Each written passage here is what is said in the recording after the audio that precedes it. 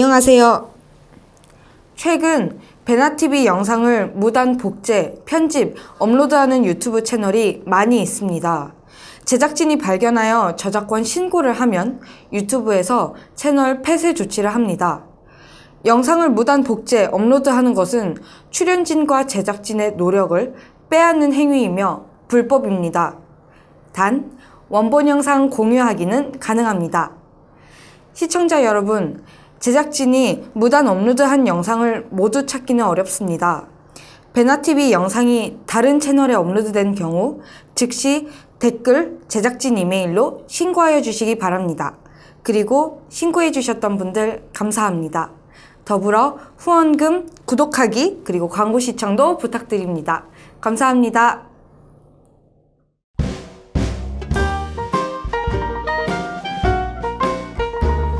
방송 자체가 처음입니다. 내가 데뷔를 시킨 거야. 아 진짜? 다른데 이만갑이나 이런 데 한 번도 안 나오고 한 번도 안 있어요? 나왔어요. 안 나왔습니다. 오, 제가 꼬신 겁니다. 오, 그러면 다른 의미로 신상. 아 가끔 뭐 신상. 직행이다 안찬일 박사님이 네. 탈북 1년 차다 그러면서 신상 탈북자요 이제 그러셨거든요. 따끈따끈한. 다른 의미로 신상이시는. 왜 화분을 네 앞에 갖다 놨어? 가운데 놓은 거 아니에요? 덕전력이 있어. 마이크 앞에가 가운데 있어. 센터 욕심이네. 자기가 가운데라 이거지. 어쩔 수 없어요. 연영과 출신이라. 그게 또 그렇게 되는구나. 준비 시작. 네, 시청자 여러분 안녕하세요. 탈북자가 탈북했던 경험을 탈탈 터는, 그래서 네. 힘들었던 경험을 탈탈 털어드리는 탈탈탈입니다. 오늘 게스트는 김건우님 나오셨고요. 1일 MC로 네. 저희가 말을 바꿨어요. 1일 MC로 성희 씨가 나오셨습니다. 네, 안녕하세요. 안녕하세요. 안녕하세요. 네, 간단하게 자기소개부터 해주세요. 예. 안녕하세요. 저는 이름은 김건우라고 합니다. 올해 30살이 됐고요. 고향은 함경도 무산입니다. 철광석으로 굉장히 유명한 곳입니다. 네. 네. 그리고 현재 직업도 간단하게. 네. 지금은 나우라는 이제 북한 인권 단체에서 홍보팀장을 맡고 있습니다. 네. 네. 오늘 그 얘기는 2부에서 들어보도록 하고요. 성희 씨랑은 어떻게 하는 사이시죠? 예, 제가 그 이제 데일리 NK에서 진행을 하는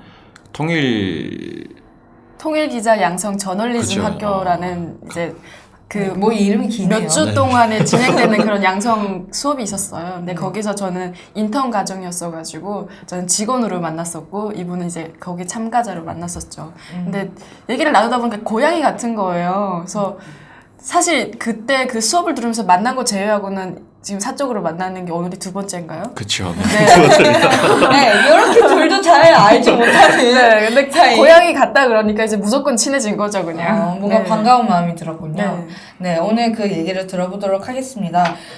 성희 씨가 말씀하셨듯이 고향이 무산이에요. 네. 어떻게 고향에 대한 기억이 좀 있나요?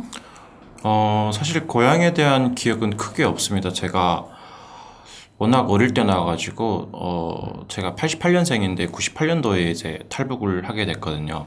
북한에서 이제 그때 당시 인민학교였는데 인민학교를 3년 정도 다니다가 3학년 올라가서 여름에 이제 어머님이랑 함께 이제 탈북을 하게 됐거든요. 근데 그러다 보니까 어릴 때 기억이 많이 없는데 유일하게 좀 기억이 나는 거는 저희 집이 생각보다 못 살지는 않았었어요. 못 살지는 않아가지고 이제 중국에서 친척들이 이제 나오면 사탕이나 이제 뭐 과자라든가 이제 가져오잖아요. 그러면 아이들을 이제 동네에 모아놓고 애들한테 사탕을 주면서 이제 나눠주는 나를 대장으로 섬겨라. 약간 동네 골목대장을 하셨던. 그렇게 놀았던 추억은 좀 있던 것 같아요. 그리고 이제 뭐 흔히 딱지치기라든가 이제 모치기라든가 이제 그런 이제 놀이를 하면서 어린 유소년 시절을 보냈던 것 같고 그 외에는 이제 학교를 이제 등교하면서 연구실에서 이제 배고파서 먹은 건 아니고 게살구 나무가 있었는데 네. 호기심에 친구들이랑 2명이서 이제 거기 연구실에 들어가서 게살구를 따서 이제 먹다가 발각이 돼서 잡혀가지고 선생님한테 혼났던 정도의 기억이라던가 이제 그런 기억들이 이제 드문드문 이제 듬성듬성하게 이제 기억이 나서 그 게살구는 맛있었나요? 게살구가 쓰잖아요. 굳이 서리해서 먹을 정도의 그러니까. 과일은 근데 아닌데. 특이한 게 북한은 그 꼭 무슨 김일성, 김정일 이런 연구소가 있는데 거기에 보면 살구나무가 꼭 있어요. 앞마당이나 뒷뜰에나 이렇게. 맞아요. 그 네. 그러면은 11살에 탈북을 하셨는데 어머니랑 그다음에 이모랑 같이 탈북을 하셨잖아요. 네네. 그 당시 상황이 기억이 나나요? 뭐 어머니의 표정이라던가 아니면 두만강을 건널 때 어떤 저희가 새벽에 건넜던 걸로 기억해요. 왜 기억하냐면 제가 자다가 어머니가 갑자기 어머니랑 어디 가자 하면서 저를 옷을 입히고 이제 손을 잡고 갔거든요. 그러다가 두만강에 가서 강을 건너게 됐는데 그때는 사실 뭐 제가 어디를 가는구나 이런 생각보다도 엄마가 가자고 하니까 그냥 내 엄마니까 가자고 하니까 무턱대고 그냥 따라갔어요. 따라갔는데 강을 건너게 됐고 그때 당시 저희 어머니 표정은 글쎄요 지금 생각해보면 좀 긴장한 표정이라고 할까? 그랬던 것 같습니다. 근데 그 탈북할 시기가 8월이라고 하셨잖아요. 네네. 근데 북한은 7월부터 8월 이때 장마철이라고 해가지고 네. 비가 많이 오고 그러면 강수위도 높았을 텐데 네. 그때 뭐 기억이 전혀 없나요? 저희 어머니가 키가 한 53, 4 정도 돼요. 그래서 굉장히 키가 작은 편인데 몸무게도 45kg를 넘어 본 적이 없어요. 지금도 그렇고. 근데 상혜 씨 말씀처럼 그때 강이 좀 불어나가지고 엄마가 이제 강을 건너야 되는데 사람이 이게 발을 닿아야 걸을 수가 있잖아요. 근데 발이 닿지 않아가지고 저희를 그때는 도강꾼이라고 하죠. 그분한테 이제 돈을 주면서 건너달라고 했는데 이분이 저와 저희 엄마를 이제 한쪽 팔에 이제 안고 저희 이모를 한쪽 팔에 안고 이제 그러니까 혼자서 네. 이제 저까지 포함해서 3명을 이제 데리고 이제 걸어간 거예요. 그만큼 이제 저희 엄마가 너무 이제 약하고 그러다 보니까 둥둥 떠다니고 지금 생각하면 이제 좀 웃기는 상황인데 그런 건 있었어요. 좀 너무 약해가지고. 그러면 두만강을 건넌 다음에는 뭐 브로커가 아까 지도만 주고 알아서 찾아가라고 했다고. 네네네. 네, 그때 그 조건이 뭐였냐면 이제 저희가 강을 건너는 데까지만 도와달라고 해서 이제 그렇게 그러니까 한국으로 따지면 계약이죠. 네. 계약을 하고 건넜는데 그때는 탈북이 좀 쉬웠었어요. 쉬웠던 게 한국으로 온다는 개념보다도 중국으로 가서 돈을 벌어 온다. 내지 친척 집에 가서 이제 좀 구호 물품을 받아온다든가 98년도니까. 네네. 이런 개념이 좀 많아가지고 이제 국경에서 지키는 군대들도 갔다 오는 걸로 다 생각하고 있어가지고 큰 부담은 없었거든요. 그래서 그때 이제 제 기억으로는 200원인가 아마 북한 돈으로 줬던 것 같아요. 북한 돈으로 200원이었어요? 네네 맞습니다. 너무 깜짝 놀랐어요. 네. 사탕 열알 값인데. 네. 그리고 건너서 이제 지도를 저희한테 주면서 당신네들이 목적지까지 이제 이 지도를 보고 찾아가라라고 하는 거예요. 저희는 정말 또 저희 어머니도 약간 좀 당황스럽고 그랬겠지만 사실 일반 사람들이 지도를 보고 어디를 찾아간다는 게 쉽지가 않잖아요. 많이 당황하셨던가 많이. 근데 보통 그 지도를 준다고 해도 두만강을 넘겨주고 어디까지 가서 기다리면은 그 안에서 또 브로커가 마중으로 나오고 그러잖아요. 근데 그런 네네. 것도 아예 없었나요? 네네 저희는 아예 없었고 그냥 이제 강을 건너고 지도를 주면서 이렇게 가면 되니까 너희들이 이제 알아서 가라라고 하는 거예요. 그래서 저희는 강을 건너서 그 브로커한테 이제 지도 한 장을 받고 그거를 가지고 이제 무작정 저희 목적지가 화룡이었거든요. 화룡 시내였는데 그쪽까지 이제 가게 됐습니다. 가는 것도 이제 낮에 가면 좀 모습이 초라하잖아요. 그래서 좀 발각이 될 것 같아가지고 낮에는 다니지 못하고 그것도 또 밤에만 이제 야간에만 이제 다녔는데 야간에도 다니는 것도 이제 대로나 이제 산길로 다닌 게 아니고 산을 타가지고 아예 야간 산행을 한 거죠. 근데 네. 그게 이제 여정이 저녁에만 이어지다 보니까 식량도 이제 떨어지고 저희가 그때 가져왔던 게 그냥 주먹밥 몇 개 정도 가지고 왔는데 그때 아시잖아요. 11살이면 얼마나 네. 식욕이 많은지. 그렇죠. 돌도 소화시킬 나이죠. 먹고 돌아서면 네, 되겠죠. 그래서 이제 다 먹고 식량도 없는 상태였는데 그런 상태에서 이틀 동안 가다가 너무 배가 고파가지고 먹을 건 다 제가 먹어버려. 네. 저희 엄마가 이제 그 식사를 못 하니까 이제 영양 공급이 안 되고 해서 이렇게 북한말로 초식이라고 하는데 한국어로 바꾸면 이제 뭐라고 표현해야 될지 정확히 빈혈, 네. 저혈증, 네. 저혈당. 네, 그 상태가 돼가지고 거의 뭐 기어가다시피 해서 그렇게 해가지고 예. 그런 상태로 이제 이틀 동안 야간 사냥을 해서 이제 화영 시내에서 조금 벗어난 변두리였는데 그쪽에 도착을 했거든요. 저희가 상황이 너무 급해가지고 우선은 불빛이 보이는 집으로 이제 들어가서 무작정 이제 문을 두드리고 도와주세요라고 했거든요. 네. 근데 제 기억으로는 아마 그분이 한 50대 초반에서 40대 후반에서 50대 초반 정도 연령대로 보였어요. 근데 그 남자분이 이제 나오시더니 저희를 보고 이제 아시잖아요. 이제 중국 사람이랑 이제 북한 사람이랑 옷만 봐도 이제 알잖아요. 저희를 보고 흔쾌히 이제 집에 들어와라 도와주시고 그때 기억으로는 그분의 이제 사모님이 되시죠. 사모님이 자고 계셨거든요. 그때 제 기억으로는 10시인가 11시인가 그랬는데 밤이었군요. 예, 자고 계셨는데 그때 사모님을 깨우시고 밥을 이제 지어주시고 씻겨주시고 씻을 만한 이제 공간과 물을 제공해 주시고 나중에 다 끝나고 잠자리도 제공을 해 주셨거든요. 근데 잠자리를 제공을 해줄 때 좀 한 가지 좀 시급할 만한 일이 반전이 있었는데 있었죠.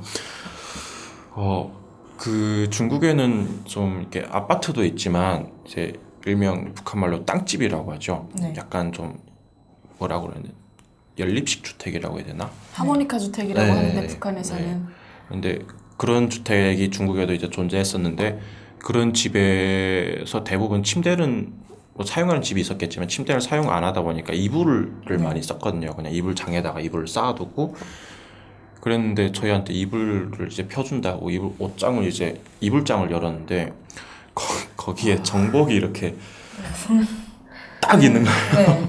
네. 누가 봐도 이거 이제 속된 말로 망했구나 망했구나 하는 상황이었는데 그때 한창 이제 소문이 돌았던 게 가족 단위로 이제 탈북을 하면 홀로 탈북한 사람보다 더 심하게 이제 처벌을 한다라는 소문이 돌았었어요. 그래서 저희는 그 상황을 보고 거의 이제 패닉 상태로 있었는데 그분이 이제 저희한테 이제 하는 말이 이제 본인들도 이제 일이 뭐 본인들이 직업이긴 하지만 그래도 신고가 들어오지 않으면 이렇게 잡아가진 않는다라고 하면서 되게 안심을 시키더라고요. 그분의 직책이 파출소 소장이었죠. 예, 아마 계급이 그 정도 됐을 거예요. 이제 그분이 하는 말씀에 의하면 이제 자기가 파출소를 관리하고 있고 라고 말씀을 하셨기 때문에 추측입니다. 그래서 관리를 한다 네, 그러면 뭐 네, 소장. 근데 그래서- 바로 신고를 안 하시고. 네, 그래서 그분이 이제 그런 말씀을 해주셔가지고 너무 감사했죠. 감사하고 저희도 되게 뭐 저는 개인적으로 이제 신앙이 좀 날라리 신앙이긴 하지만 교회를 다니고 있는데 좀 이제 신이 돕지 않았나라는 생각을 좀 하게 됐습니다. 네. 너무 신기하게도. 네. 그래서 거기서 머물렀나요? 그때 하룻밤 머물고 그 다음 날에 바로 친척들한테 연락을 해서 이제 아침에 친척 집으로 이동을 하게 됐습니다. 네. 근데 저희가 이제 외가 쪽으로 외할머니가 화교 분이세요. 네. 화교 분이셔가지고 대부분 이제 중국에 친척이 외가 쪽 친척이 많아서 그래서 저희가 진로를 선택하게 된 것도 화령 쪽에 친척이 한 분이 계셨기 때문에 네 그쪽으로 가게 됐고 또 우연찮게 행운을 얻어가지고 그렇게 된 것 같습니다. 근데 98년도 탈북을 하셨다고 하는데 보통 98년도 이러면은 약간 경제적으로 어려워서 탈북하시는 분들이 많았던 시기잖아요. 근데 네. 또 말씀하시는 거 보니까 기억하시는 유년 시절에 사탕도 애들 논아주고 네, 중국 네, 뭐 네. 친척도 나왔었다 하면은 그래도 생활은 괜찮았을 것 같은데 그래도 탈북을 결심하게 된 계기는 뭔가요? 어머니한테 여쭤본 적 있나요 혹시? 예, 제가 궁금하면 참 잘 여쭤보고 막 장난감도 막 궁금하면 뜯어보고 그러거든요. 여쭤봤어요. 여쭤봤는데 어머니가 저한테 그러더라고요. 이제 중국에서도 이제 저희 집을 방문할 목적으로 오는 게 아니고 장사할 목적으로 오면서 저희 집에 머물면서 이제 저희 집에 뭐 식량도 이제 갖다 주고 원조도 해주고 뭐 그랬대요. 네. 그랬는데 북한이 사정이 이제 점점점 안 좋아지고 이제 김일성이 죽고 나서 이제 사정이 점점점 안 좋아지고 하니까 장사거리가 이제 마땅히 없는 거죠. 그러다 보니 이제 중국에서 저희 집으로 방문하는 횟수도 줄어들고 그러다 보니 저희도 뭐 뭐라고 해야 되나? 그렇게 넉넉치는 않았어요. 네네네. 점점점 생활이 이제 어려워지고 그래서 어쩔 수 없이 좀 살 길을 이제 모색을 해봐야 되겠다라고 이제 해서 이제 탈북을 하게 된 거거든요. 그럼 어머니도 생계형 탈북이신 거네요? 예, 그쵸. 저희 집이 좀 되게 잘 살았었어요. 이제 어느 정도 잘 살았냐면 저희 집이 그때 제 기억으로는 일본 자전거가 하나 있었고 그 무산이 되게 큰 도시는 아니에요. 군이었는데 어디서 사셨어요, 지역이? 저희가 처음에는 무산군 무산읍에서 살았고 오, 이게 네. 이게 보면 그 무산에 역전이 이렇게 있고 기차역이 있고 여기 대로가 이제 큰 게 하나가 있어요. 광장 있는 데죠? 맞아요. 그리고 거기에 이제 양쪽으로 다유리 아파트와 공업품 아파트가 있었는데 저희 집이 이제 다유리 아파트에 있었고 저희 외가 쪽이 이제 공업품 아파트에 있었어요. 저 그 다유리 아파트 옆에 있는 성천중학교 다녔거든요. 고향 중인데 알겠습니다. 네, 잘 사는 거예요. 네. 거기 진짜 잘 사는 사람들만 살던 아파트라서. 그래서 그렇게 이제 성혜 씨도 잘 알겠지만 거기서 살다가 집이 점점점 이제 안 좋아진 게 뭐 어차피 다 지난 일이고 한데 저희 외할아버지가 군의관 출신이었는데 한국에서 제가 물어봤어요. 한국에서 그 계급이 무슨 계급이냐 했는데 그 상좌였나? 그러면 대령이라고 하더라고요. 근데 군의관으로 이제 대령으로 올라가기가 쉽지가 않다고 하더라고요. 근데 할아버지가 이제 장군으로 진급을 못한 게 저희 할머니가 화교셔 가지고 이제 그것 때문에 자천이 됐다라고 하시더라고요. 저희 어머니 고향은 북한의 한경도 온성인가? 네. 온성인가 그렇다고 하시더라고요. 근데 그쪽에 계시다가 이제 무산으로 그쵸, 거의 좌천이라고 하시더라고요. 그래서 그렇게 해서 전역이죠. 전역을 하고 무산에서 그 어디야 진료소에서 소장을 하셨어요. 할아버지 분. 예. 네. 진료소에 소장을 하셨는데 그때 당시 소장을 그 북한에는 아시겠지만 의료 시스템이 다 무료잖아요. 무상이고. 근데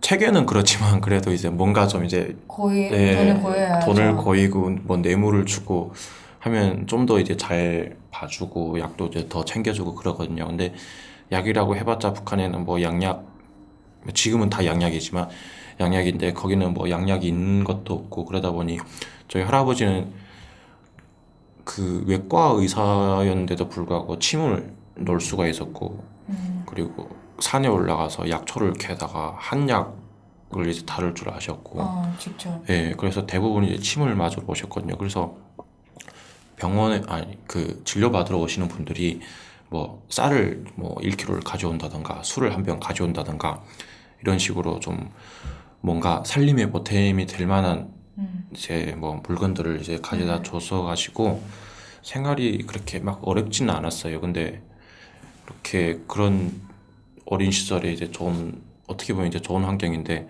그런데 살다가 점점 어려워져 가지고 무산에 이제 그 아까도 잠깐 얘기가 나왔었지만 하모니카 집이라고 해가지고 무산에 저기 그 두만강 변으로 가면 허곡이라는 곳이 있어요. 그쪽까지 이제 저희 집이 이제 내려가게 된 거예요. 그러니까 쉽게 말씀을 드리면 어찌 보면 고위층, 상위층은 아니었는데 중산층에서 이제 쉽게 말해가지고 밑으로 이제 훅 내려간 거예요. 생계가 어려워서 그 아파트를 팔고 그 네네네. 하모니카 주택으로 간 거죠. 네. 그렇게 된 거죠. 네. 그러면 중국에서는 거의 한 6년을 체류하셨다고 했는데 네. 6년 동안 계시면서 그러면 뭐 일을 하신 건가요? 아니면 공부를 하신 건가요? 아까도 이제 말씀드렸듯이 저희 외가 쪽에 대부분이 친척이 이제 중국에 다 계세요. 네. 근데 그 친척 중에 한 분이 이제 중국에서 목사를 하고 계셨거든요. 근데 중국은 기독교를 공식적으로 인정을 하지를 않아요. 인정 안 할 안 뿐만 할- 탄압도 하죠. 예. 네. 그래서 목사라고 해도 좀 비공식적인, 그러니까 교회 건물이 있긴 한데 언제든지 이제 성혜 씨가 말씀한 것처럼 이제 탄압의 대상이 되고 그런 상황이었는데, 그분의 자제분이 있었는데 저랑 나이대가 비슷했어요. 나이대가 비슷해. 근데 제가 그때 한 살이 더 많았을 거예요. 그 친구가 10살이었고 제가 11살이었고 제가 2살이 많았습니다. 네. 그래서 그 친구의 이제 명의를 제가 네. 빌려가지고 그럼 그 사람 호적으로. 네네네, 그 친구의 허적을 빌려가지고 저기 그 장춘이라고 네. 중국 동북 삼성 중에 길림성이라고 있는데, 길림성의 또 소재지가 이제 장춘시예요. 거기에 유일하게 있는 조선족 초등학교를 다녔지만 전부 이제 다 중국어를 하는, 그러니까 주위 그 도시 자체가 이제 워낙 중국인이 많다 보니까 다 중국어를 하고, 조선족이라도 이제 어떻게 보면 그 학교 자체가 조선족이니까 거기는 그 국어 시간이 이제 2개예요. 한문이랑 이제 조선어. 네. 그런데 국어 시간에도 심지어 질문을 이제 중국어로 하는 정도의 학교였거든요. 그래서 거기서 초등학교 3학년에 제가 편입으로 들어가서 2학년에 편입으로 들어가서 5학년을 마치고 제가 어쩔 수 없이 부득이하게 다시 이제 연변적으로 다시 나오게 됐습니다. 근데 그렇게- 어렵지는 않았나요? 의사소통도 안 통하는데 어떻게 다니셨어요? 예, 그게 되게 웃긴 에피소드가 하나 있었는데, 학교를 이제 아무 말도 모르는 상태에서 들어가잖아요. 근데 이미 애들은 뭐 그때 당시에 2학년이면 9살, 10살 이 정도 되는 애들이었는데, 제가 걔네들보다 2살이 많고 막 그랬었거든요. 근데 이제 그 장문을 하는데, 뭐 이제 장문이 아니고 단어를 이제 교과서를 보고 이제 베껴 쓰잖아요. 근데 뭐 아빠, 엄마, 무슨 아들, 딸 뭐 이렇게 쓰는데, 제 기억으로 그 아들 자자였나? 네. 아들 자자였나? 뭔가 되게 중국식으로 중국 글자가 간체 번체로 이제 나눠지는데, 간체는 지금 쓰는 이제 그 중국 간단한 글이고, 한자. 네네, 번체는 좀 그 중국 모태동 시기까지 썼던 걸로 제가 알고 있는데, 그 시기가 나눠지는 시기고 대만이나 홍콩은 아직도 그 번체를 쓴대요. 그랬는데 제가 그 분명 이제 그거를 보고 이제 암기를 하고, 단어를 암기를 하고 나름 쓴다고 썼는데 글이 기억이 안 나가지고 어디서 또 본 건 있어가지고 번체로 이제 그거를 쓴 거예요. 근데 선생님이 그거를 보고 되게 당황해하면서 이 글을 어디서 봤냐? 그러니까 제 나이 또래 애들은 그런 글을 배운 적도 없고 쓰지도 않고, 이런 글은 이미 40대, 50대 분들이나 이제 알까 말까한 글인데, 그거를 이제 그런 글로 단어를 하나 썼을 거예요. 제가 썼는데 선생님이 정말 당황해하면서 이제 어떻게 썼냐 해가지고, 제가 그때 제가 잔머리가 좀 좋아요. 제 잔머리를 굴린 게, 저희 할아버지가 한국에 자주 가는데 한국에서 이런 글을 써서 내가 이거를 알게 됐다라고 위기를 모면을 했어요. 위기를 모면하고 2학년에 제가 편입을 들어가서 거의 6개월 가까이는 벙어리처럼 그냥 앉아 있었어요. 그러니까 수업 내용도 모르고 앉아 있고, 한자를 쓰는데 그거 어렵잖아요. 한글도 그때 제대로 문장 쓰기도 좀 어려운 나이였는데, 그랬는데 이제 쓰는데 모르니까 그냥 그림 그린다는 생각으로 다 이제 일일이 베껴 쓰고 그랬는데, 그게 한 4개월, 5개월 정도, 이제 6개월 정도 되니까 들리더라고요. 이게 말이 정말 심각하게 모르는 상태에서 갔는데 들리더라고요. 그래서 그때부터 조금씩 이제 6개월 정도 지나고 나서부터 조금씩 이제 중국어를 이제 대화를 하면서 이렇게 지냈는데, 3학년 올라가고 나서는 완전 이제 거의 내가 북한 사람이라는 걸 망각을 하고 난 중국 사람이다. 네, 이제 축구부에 들어가서 축구도 하고, 그리고 이제 그 애들이랑 이제 모여가지고 노는데, 제가 그때 3학년 때였는데 4학년에 어떻게 보면 선배죠. 선배가 있었는데 제가 3학년에서 짱을 먹었고 그 선배가 이제 4학년에 짱을 먹었는데 선배가 말을 안 듣는다고 저를 갈군 거예요. 네. 근데 제가 초등학교가 나이는 그런 사실 게 더 있어요? 있어요. 네. 나이는 더 많거든요 그 친구보다. 근데 말은 못 하겠고 자존심은 상하고 해서 네. 때렸다가 또 크게 막 저를 그때 놀러와 주시던 분이 학교에 가고 막 그런 에피소드도 있었고. 그러면은 건우 씨가 그러고 계실 때 어머니도 오셨고 이모도 네. 같이 오셨는데 네. 그분들은 뭐 하고 지내셨나요? 저희 어머니 같은 경우는 이제 중국에서 어머니가 식당 일을 하셨어요. 식당 일을 하셨고 이모도 이제 식당 일을 하셨는데 저희 외가 쪽이 다 이제 중국에 있지만 저까지 돌보기에는 좀 벅찼고 그리고 저희 어머니가 좀 그 전에 저희 가정 얘기를 다시 잠깐 짧게 좀 하자면 속된 말로 저희 외가 쪽은 인테리 집안이고 친가 쪽은 약간 조선시대로 말하는 상놈 네. 그러니까 힘쓰고 이제 저희 아버지도 북한 사람 치고 키가 78이에요. 친아버지가 되게 커요. 근데 네. 저는 작아서 그런지. 네. 그런데 좀 이제 그렇게 좀 구분을 할 수가 있어요. 그러니까 양반과 좀 그렇게 구분을 할 수가 있는데 그러다 보니까 저희 어머니가 남자가 이제 글 공부를 해야 되고 글을 알아야 되고 그런 의지가 좀 강했어요. 그래서 충분히 어머니랑 같이 생활할 수 있었는데도 불구하고 그런 의지가 강해가지고 교육열이 좀 있으셨고요. 예, 그래서 이제 그 지인분의 도움을 받아서 가서 그렇게 하게 된 거였거든요. 그래서 그 반면에 3년 동안은 저희 어머니랑 이모가 이제 식당에서 일을 하면서 그때 거주는 친척 집에 같이 이제 거주했었는데 그러면서 이제 일하는 거는 거의 이제 모았거든요. 네. 대부분 이제 소비는 안 하고 그 친척한테 이제 어떻게 보면 지금으로 말하면 방세라고 해야 되나요? 그런 걸 이제 조금씩 이제 드리면서 하면서 조그마한 월세를 얻었었어요. 그때 저희 이모랑 엄마랑 해가지고 얻었는데 예, 그리고 그 3년 동안 저는 공부를 하고 어머님이랑 이모는 그렇게 일을 해서 월세방을 얻어서 이제 사시면서 그렇게 생활하시다가 어머니가 한번 잡혀갔었거든요. 복송. 예, 그게 잡혀간 것도 되게 어이가 없는 게 외가 쪽에 친척이 되게 많아서 좋은 줄 알았는데 그게 어떻게 되다 보니까 이게 그 막 시기가 일어난 거예요.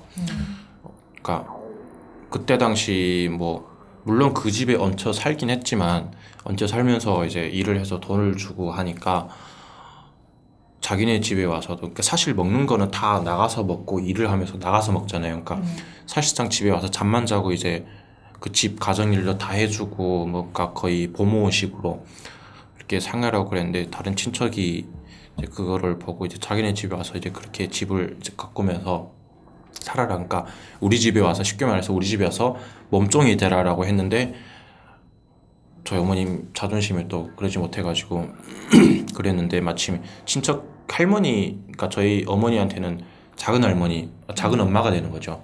그분의 생일이어서 이제 갔다가 친척의 신고로 의해가지고 생일 이렇게 상을 다 차려놓고 이제 밥을 먹고 하다가 잡혀갔다고 하더라고. 물론 저는 못 봤어요. 저는 그때 한창 공부하고 있을 때여가지고. 그래서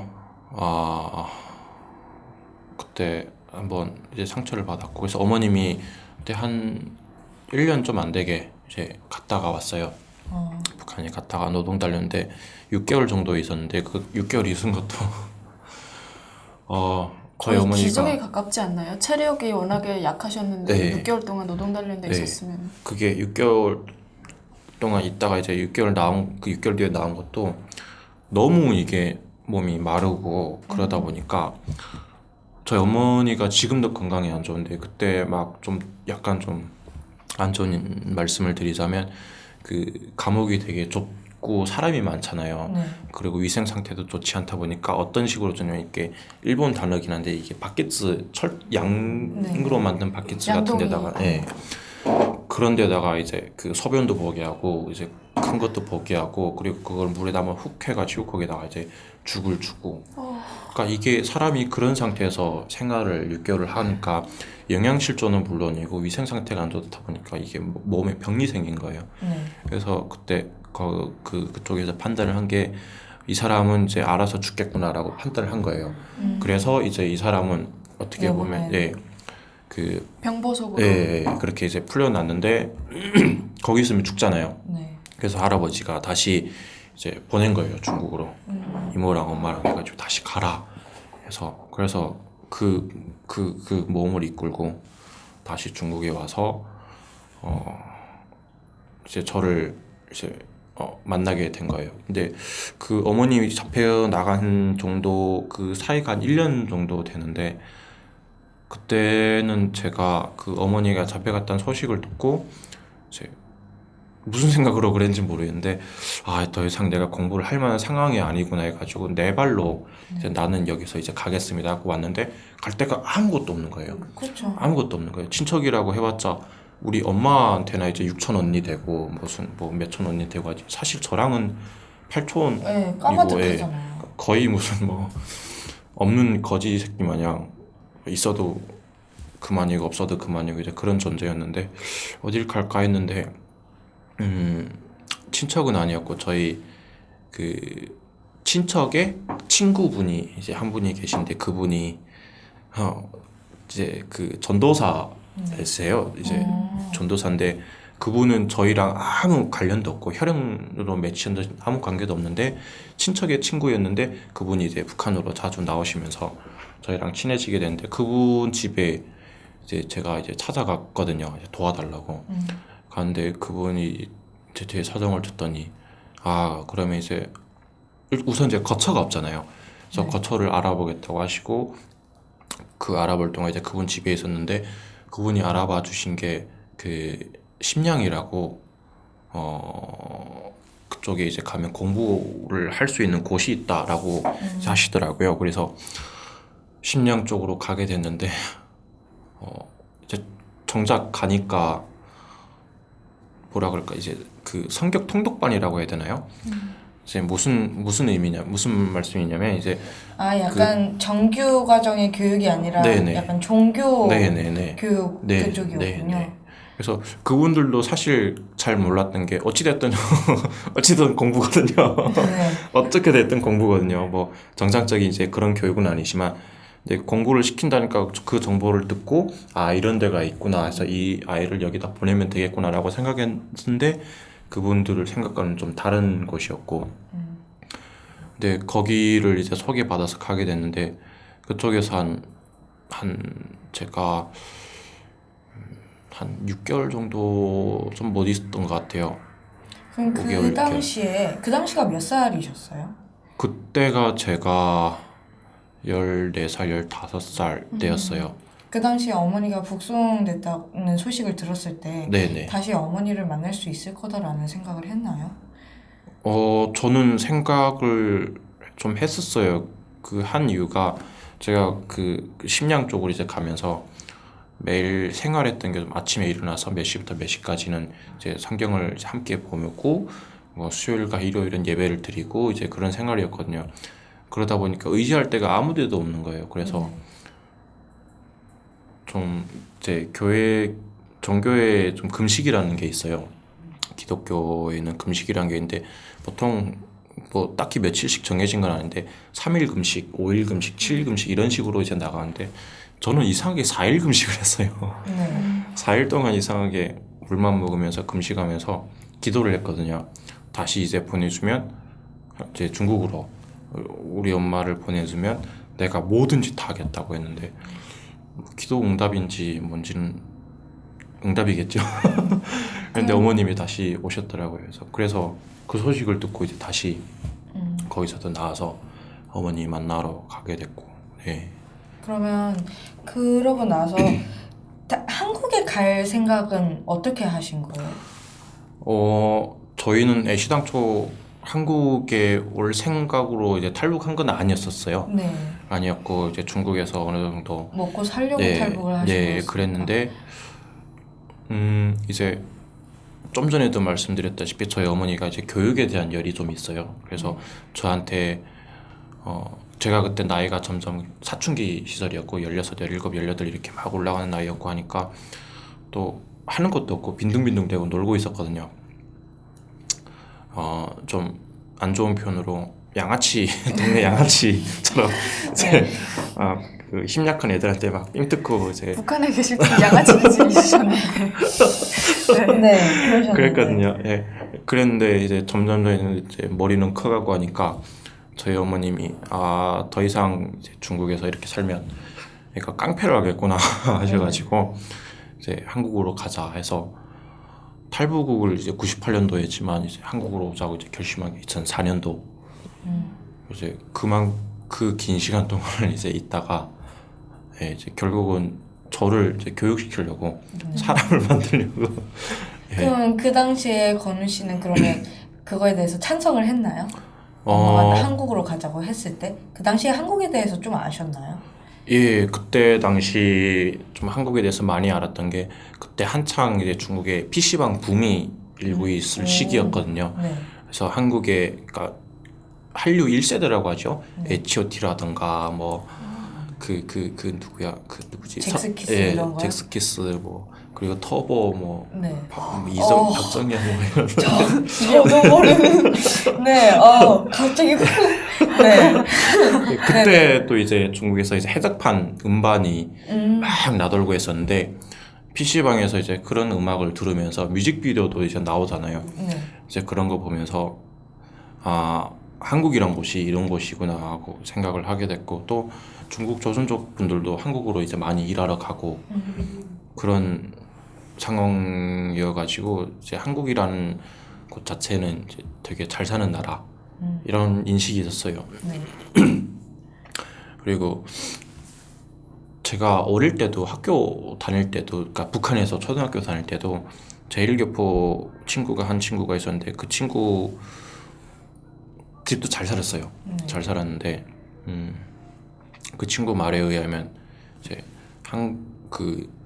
이제 우리가 흔히 배우는 이제 남한의 어린이들은 헐벗고 굶주린 게 아니고 뻥이 가미되긴 했지만 서울에서 부산 가는데 차를 구입해서 새로 차를 이제 구입해서 부산에 가서 볼일을 보고 올라올 때는 그 차를 버리고 다른 차를 사서 온다. 이런 식으로 이제 얘기를 하는 거예요. 그건 너무 가장이네요. 그러니까 그런 식으로 이제 굶주리는 건 뻥이지만 네. 얘기를 하더라고요. 그래서 어느 정도 이제 남조선이 잘 산다는 건 알고 있었어요. 네. 근데 알고 있었는데 어떤 식으로 알고 있었냐면 이제 저희가 그때 보기에는 친척들이 나오니까 중국이 잘 산다는 건 당연히 알고 있었던 거고 그러니까 중국이 우리나라가 북한보다 잘 사는 나라고 그 잘 사는 나라에서 사는 사람들이 남조선으로 일하러 간다. 그러니까 이게 상황이 정리가 되는 거예요. 그때 그랬는데 어린 나이에 그 정리가 된다는 뭘 하겠어요? 할 수 있는 게 없잖아요. 그랬는데 나이가 중국에서 이제 점점점 들고 머리가 커지고 또 어머니가 그런 생각을 가지고 있고 하니까 저는 굳이 반대할 이유가 없었어요. 그리고 뭐 어떻게 됐든 이제 PC를 통해 가지고 그런 한국에 대한 그런 문화를 이제 접하고 그러다 보니까 한국에 가면 내가 되게 뭔가를 할 수 있겠구나라는 약간 그 로망 아닌 이렇게 야망 H.O.T.처럼 아니 그런 건 아니고요. 네. 그런 게 좀 있었어요. 그래서 되게 반대는 하지 않았어요. 그렇다고 또 막 적극적으로 찬성도 못했던 게 제가 굉장히 좀 내성적인 성격이었거든요. 말도 잘 못하고 내성적이고. 아까 뭐 돈 뜯으셨다고 애들 불러놓고 사탕 나눠주고. 돈에 대장하셨으면 내성적이셨다고요? 예, 뭐 확인할 길은 없습니다. 네. 네. 그래서 뭐 반대는 안 했고 그래서 어머니가 그런 결정을 내리셔가지고 그래서 중국에서 이제 다른 분들을 통해 가지고 브로커를 알아봤는데 저희가 돈을 모은 게 없잖아요. 네. 돈을 모은 게 없어가지고 브로커 비용을 내야 되는데 낼 방법이 없는 거예요. 그때 한창 이제 2004년도가 2002년도, 3년도, 4년도, 5년도, 6년도 이때가 이제 탈북자들이 탈북을 해서 한국으로 오는 게 많이 증가되는 추세였거든요. 네. 그러다 보니까 브로커 비용이 천정부지로 막 뛰어오르고 있었어요. 거기다 심지어 저희 엄마가 제일 우선으로 생각하는 게 안전이었거든요. 왜 그러냐면 북한에 이제 잡혀갔다가 한번 네, 오셔가지고 국정 트라우마가 경험이 있으시니까. 생겼고, 그리고 그때 당시 저희 엄마가 잡혀갔을 때 김정일이 가족 단위로 이제 탈북한 사람들은 총살을 하라고 했었거든요. 그랬는데 그때 여론이 막 안 좋아져가지고 저희 어머니가 딱 잡혀 나가는 시점에 그냥 이제 죽이지 말고 교도소 노동단련대로 보내라, 이런 이제 명령이 타이밍이 이제 맞아 떨어지는 상황이었거든요. 그래서 저희는 이제 그때 당시 미약하게나마 남아 있었던 몽골이나 이제 새로 이제 개발돼 가지고 있는 그 태국이나 그 독동남아 지역으로 온 게 아니고 여권을 이제 이건 불법이지만 여권을 이제 대한민국 국민의 여권을 위조를 해서 그 이제 상하이 영사관을 이제 통해 가지고 오게 됐어요. 근데 상하이 영사관을 저희가 선택하게 된 것도 북경에 이제 그 대한민국 대사관이 있어요. 근데 그쪽으로 저희가 가지 못한 게 워낙 그 북경 대사관에 많은 탈북자분들이 들어가 있다 보니까 경비가 너무 삼엄하대요.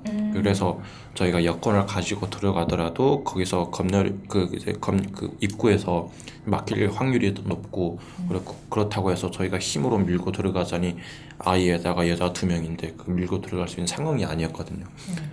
그래서 결국은 선택하게 된 게 좀 멀리 가더라도 안전한 상하이 영사관으로 가자 해서 이제 상하이 영사관으로 갔는데, 근데 영사관에 1년이나 계셨다고. 보통 네. 3개월에서 6개월 정도 되지 네, 않나요? 네. 체류 기간이? 네, 보통 이제 북경 같은 경우는 이제 그랬는데, 그때 뭐가 하나가 크게 있었냐면 베트남이었나? 그때 아니구나. 그 이후구나. 그 북경에 그때 한 200여 명의 탈북자분들이 막 무단으로 이렇게 담 넘어가고 막 공안이랑 몸싸움에서 들어간 분이 그 정도 계시다고 하시더라고요. 그래서 중국 정부에서 이제 그 사람들을 이제 순차적으로 뽑느라고 그 외에 있는 심양에 몇 분이 계셨다고 들었고, 상하이에 몇 분이 있다고 들었고, 그 외 남부 쪽에 몇 분이 있다고 들었는데, 거기 다른 지역에 있는 영사관들은 순위에서 그러니까 밀려난 거예요. 우선순위가 이제 북경에 있는 대사관에 있는 그분들이었고, 그분들이 비율이 한 6명이 이제 북경에서 나가서 이제 한국으로 온다 하면, 다른 이제 상하이나 심양이나 하면 다른 지역에 있는 분이 한 팀에서 나가고, 이제 그런 식으로 하다 보니까 이게 계속 밀리고 해가지고 저희가 그때 언제 들어갔지? 여름이었나 그랬을 거예요. 상하이에서 들어갔는데 그 다음 해, 그러니까 2004년도에 들어갔는데 2005년도 가을에 10월달. 거의 1년 넘게 네. 계셨던 거네요. 네. 그럼 그 안에서는 어떻게 생활을 했나요? 그 안에서 어떤 공간이 있었냐면, 그 영사관 밑에 이제 지하에 직원들이 쉴 수 있는 그 공간이 있었어요. 거기 운동기구도 있고 있었는데, 그거를 이제 개조를 해가지고 저희가 거주할 수 있게 이제 해주셨는데, 저희는 되게 좀 어떻게 생각했냐면, 우리가 상하이 영사관에 들어간 첫 번째 탈북자구나라고 생각하고 들어갔는데, 이제 그렇게 들어가서 영사의 안내를 받아서 이제 그쪽으로 지하로 이제 내려가게 됐는데, 내려가니까 이게 왠가 몇 명 정도 계신가요?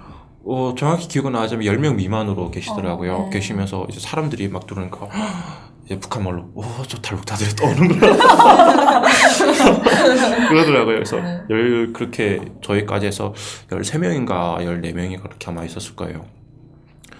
그랬는데 그 이후에 또 다른 팀이 또 들어왔거든요. 그래서 인원이 그 정도 됐었는데, 거기서 이제 있으면서 할 수 있는 게 없잖아요. 이제 아침에도 이제 밥을 갖다 주고, 점심에도 밥을 갖다 주고, 저녁에도 밥을 갖다 주고, 다 이제 이게 도시락, 도시락에서 갖다 주거든요. 밥을 먹고 할 게 없고, 거의 진짜 속된 말로 사육 당하다시피 밥 주고 문 잠그고 밥 주고 문을 잠근 게 좀 소란을 피우거나 아니면 뭐 다른 위험 요소가 요소가 있을 수 발생할 것 있으니까. 같아서 그리고 북경 대사관에서도 좀 그게 뭐 정확한 건지 모르겠는데 좀 이제 남녀 공간을 이제 잘 정확하게 분리를 안 했는데 그 안에서도 안 좋은 일도 있고 뭐 그랬다고 해요. 그래서 다른 지역도 이제 그 남녀 방을 철저하게 구분을 하고 이제 밖에서 문을 다 잠글 수 있게 해놓은 거예요. 그래서 화장실 가려고 하면 이제 인터폰으로 전화해서 화장실 가고 싶습니다 하면 이제 와서 이제 내려와서 청소해주는 아주머니가 문을 열어주고 그렇게 했었는데 나중에 친해져가지고 뭐 네. 화장실 가고 싶으면 그냥 알아서 문 열고 나가고 이제 그랬는데 이렇게 네. 밖으로 이렇게 해서요? 근데 성격이 소심하셨다고 하셨잖아요, 네, 네. 그때는. 근데 네. 인터폰으로 매번 이 화장실 갈게요라고 얘기하는 게 쉽지 않았을 텐데 참은 적도 있나요? 저는 있었거든요. 네, 네. 저는 참지는 않았고요. 그러니까 그때 그 CCTV가 있었어요. 방이 이제 딱 2개였는데 여자 비율이 훨씬 많았고 남자는 2명이었거든요. 저랑 30대 분의 한 분이 거의 2명이었는데 그럼 네. 2명이었는데 CCTV가 내 머리 위에 하나 있었거든요. 근데 매번 전화하기가 그러니까 배웠던 안 좋은 기질을 발휘를 해가지고 네. 그 이게 손잡이 있잖아요. 거기에 보면 이제 키가 이제 고정된 그 문에 이제 들어가는 데 있잖아요. 거기다가 휴지를 이제 박아 놓는 거예요. 그러니까 문을 닫아도 이게 잠기지 않게 해놓은 거예요. 와. 그러니까 문을 닫으면 이렇게 튀어나오는 부분을 네, 네, 네. 고정시켜 네. 놓은 거죠. 그래서 굳이 전화도 안 하고 화장실 가고 싶으면 그냥 열고 가고 무서운 분이었어요. 근데 또 그렇게 계시다가 네. 1년 정도 계시다가 탈북이 아니라 한국으로 네. 오게 되잖아요. 근데 대부분이 뭐 몽골이나 뭐 태국 이렇게 걸쳐주는데 또 필리핀을 가셨어요. 네네. 그게 이제 어찌 보면 중국이 북한이랑 외교적인 관계가 굉장히 좋은 나라잖아요. 그래서 북한의 눈치 아닌 눈치를 볼 수밖에 없는 상황이거든요. 그래서 보통은 이제 중국에서 한국으로 직접적으로 이제 보내는 게 아니고 중국에서 이 사람을 제3국으로 추방하는 형식으로 이제 대한민국과 외교 관계가 좋은 이제 필리핀이나 아니면 뭐 그때 당시 괜찮았던 베트남이나 그런 나라를 추방하는 형식으로 이제 보내는 거예요. 그러니까 중국 입장에서는 한국으로 보내는 게 아니고 다른 나라로 추방하는 걸로 됐고 북한 입장에서는 그런 입장이다 보니까 북한한테도 할 말이 어떻게 보면 명분 아닌 명분도 생기는 거고 그래서 저희는 필리핀으로 이제 추방하는 방식으로 이제 와가지고 그러면 상해 그 영사관에서는 네. 밥 먹는 거 외에 그 나머지 시간에는 뭘 하셨나요? 어디로 있진 않았을 거 아니에요? 1년 동안. 네. 그 말씀하신 것 중에 밥 먹고 할 일이 없었다라는데 보통 이렇게 한가하면은 뭐 사고가 터지고 그러잖아요. 네, 근데 제가 말씀드렸듯이 저는 되게 그때 소심했었어요. 내성적이었어요. 소심했는데 할 일은 다 하신 분이에요. 그래서 활발하게 뭐 할 수 있는 것도 없고 공간도 제한돼 있고 그래서 직원들이 이용하는 그 헬스 기구 몇 개 이용했고 할 수 있는 게 마땅히 없어가지고 아침에 일어나서 밥 먹고 낮잠 좀 자고 점심에 일어나 TV 좀 보고 그때 그 한국 영사관이다 보니까 한국 TV가 나왔거든요. 그럼 한국에- 그때도 약간 한국 드라마나 그런 거 많이 보실 수 있으셨겠네요? 네네네 많이 봤어요. 그때 제 기억으로 봤던 게 기억이 안 나네요. 죄송합니다. 네. 기억이 안 날 수밖에 없는 게 저도 중국에 들어와서 보고 뭐 중국에서 한국 영화 보고 이러는데 광고들이 너무 많이 나오잖아요. 그때 그 센츄리움 광고가 거기서 처음 봤거든요. 2008년도에. 근데 하도 이런 광고가 너무 많이 나오다 보니까 북한과는 다르잖아요. 북한은 네. 그냥 영화 시작하면 그 영화가 끝날 때까지 아무것도 없거든요. 근데 광고가 중간중간 나오고 그러니까 정신이 없었어요. 맞아요. 저 기억이 안 날 거예요 아마. 맞아요. 그거 외엔 또 할 일이 없나요? 뭐 운동하고 TV 보고. 그랬고 근데 TV를 보면서 네. 외래어가 많이 나와가지고 제가 할 수 있는 게 없잖아요. 또 시간도 가고 해서 처음에 너무 심심해가지고 그 영사님한테 너무 심심하니까 책을 좀 갖다 달라고 했는데 로마인 이야기를 7권인가 8권인가 그냥 갖다 주더라고요. 근데 봤는데 재밌더라고요. 그래서 이거 죄송합니다. 네. 처음부터 마지막까지 다 주세요 했는데 전집은 없고 12권까지인가 있다고 하더라고요. 그때 그 없었던 이유가 그때 계속 이제 번역이 되고 하는 과정이라서 없었던 걸로 제가 알고 있는데 없다고 해가지고 그럼 있는 것만 다 달라고 해서 책을 다 봤는데 제 인생에 한 번에 책을 그렇게 많이 본 게 별로 없거든요. 지금도 네. 책 보는 걸 정말 지금으로 표현하면 극혐하고 있는 상황인데 네. 지금 시간 없어서 그런 거 아닌가요? 네, 시간 없는 걸로 네, 그렇게 해서 심해 감사하겠습니다. 네, 네. 네. 그랬는데 되게 재밌더라고요. 그래서 할 게 우선 없으니까 재밌어가지고 다른 게 없냐고 하니까 그때 이제 가져다 주신 게 만화로 된 세계 역사, 뭐 로마 이야기라든가 아니면 저기 그 마야 문명이라든가 아니면 이제 로마 제국이 이제 저 뭐 부흥성세하는 그 이제 동로마 제국 뭐 이스탄불 뭐 그런 등등등에 있는 만화책을 갖다 주더라고요. 열심히 그걸 가지고 역사 공부를 했죠. 만화책으로. 그 만화책으로. 먼 나라 이웃 나라 그런 책 네, 아니었어요? 맞아 그거예요. 그런 거죠. 그거예요. 네. 그래서 그걸 보고 열심히 공부를 한 게 아니고 그냥 시간을 때웠죠. 네. 네. 시간을 때웠고 그랬는데 TV에서 이제 보면서 외래어가 하도 많이 나와가지고 못 알아듣잖아요. 사실 뭐 영어를 배운 적이 없어요. 네, 영어로 배운 적도 없고 뭐 저희는 컵 하는 게 아니고 일본식으로 곱부 이렇게 얘기하고 네. 그랬는데 거기서 TV를 보는데 이 이야기를 하는데 저거 분명 한국말인데 네. 한국말이 한국말이 아니야. 분명 나는 귀에 들어오는데 이해가 안 가는 네. 그런 부분 있잖아요. 그래서 할 게 없어가지고 공책을 달라고 했어요. 노트를 달라고 해가지고 거기다가 이제 나오는 걸 이제 정리를 해가지고 들리는 못 대로 알아듣는 단어들. 들리는 대로 이제 정리를 하고 영안사전을 갖다 달라고 해가지고 제가 그때 영어도 몰랐었거든요. 근데 영안사전이 좋은 점이 뒤에 보면 발음기호가 있더라고요. 그래서 그거를 보고 비슷한 걸 찾았어요. 네. 찾아가지고 거기다 의미를 쓰고 물어봤어요. 그래서 이게 맞냐 영사들한테. 그래서 제가 처음으로 시작한 게 영어 공부였는데 독학을 네. 하셨네요. 그때 배웠던 영어 실력이 전부였거든요. 지금 이게 지금도 그게 전부인가요? 좋은 말씀을 하시다가 마지막에 아니요 우리 좋게 포장합시다. 그러니까 좋게 포장하셔야 돼요. 나오 네. 홍보팀장님께서 이러시면 안 돼요. 네. 제가 웬만하면 그래도- 거짓말을 그렇게 스스로 공부를 했다는 것 자체는 참 대단하네요. 정말 대단한 네. 것 같아요. 저는 사전 저는 그냥 먹고 자고 했거든요.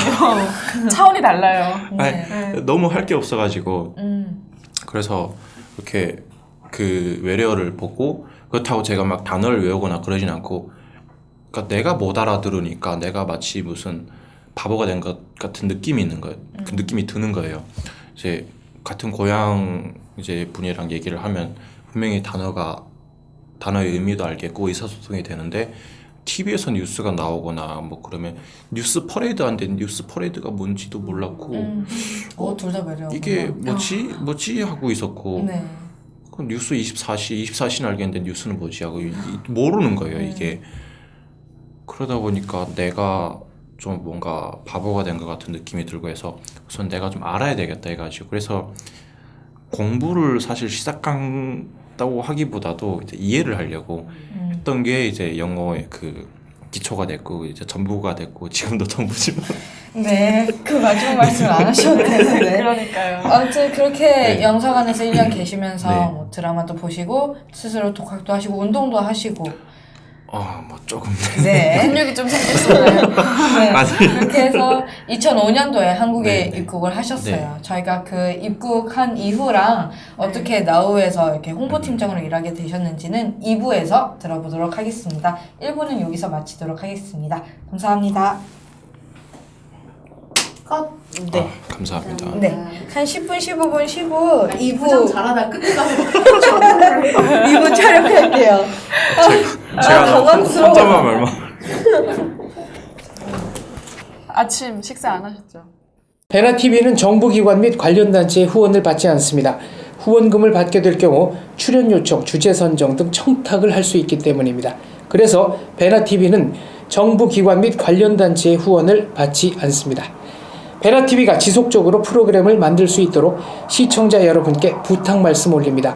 시청자 한 분이 한 달에 1,000원씩 후원해 주시는 111 캠페인 많이 도와주시기 바랍니다. 그리고 후원해 주시는 여러분들 감사합니다.